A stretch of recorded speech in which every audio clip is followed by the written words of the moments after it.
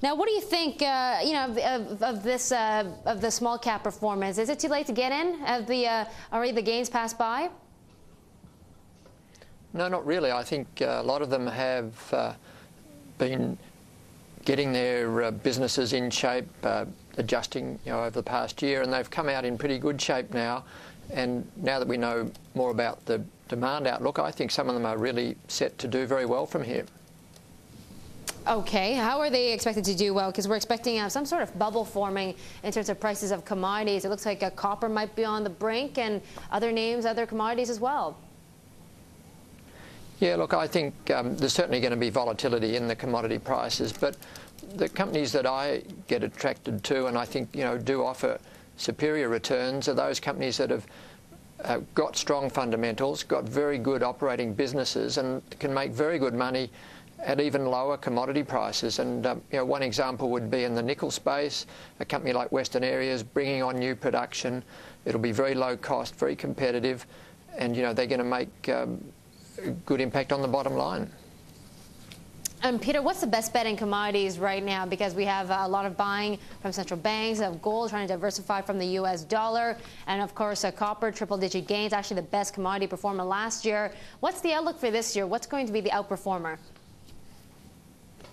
Well, yeah, of the metals that we look at, across the spectrum, we think in the base metal space, copper still has the best fundamentals because the demand looks more robust and the stockpiles are much lower than some of the other metals.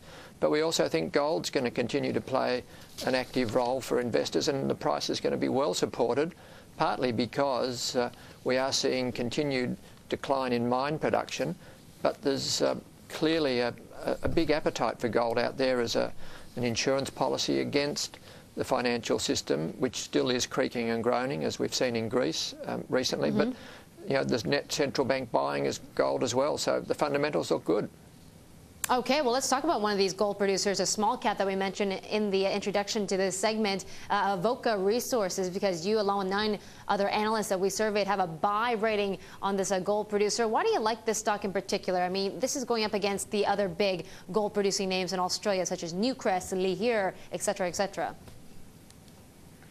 Yeah, we really like the way Avoca Resources is structured, fundamentally very well run, and its main activities are just in the Kalgoorlie district of Western Australia, a fabulous gold producing region, and this company has really identified some major new deposits. They've been very good at exploring and bringing in a new mine that's producing very, very strongly, very profitable, and because of this strength they're now expanding that focus in the region. They're just completing a takeover of a nearby gold producer, which is not done nearly as well, but the exploration upside and their main asset should be a useful addition to Avoca. So we think Avoca is really starting to power up on its operations, and we think it's in a highly prospective area where there'll be more discoveries.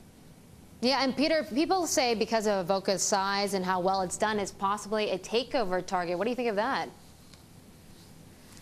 Yeah, look, maybe down the track it might be, but I think there's a lot of growth that they can go through before that stage. But there's no doubt the big gold companies around the world are all struggling to increase their reserves, and in fact they're normally having to buy reserves.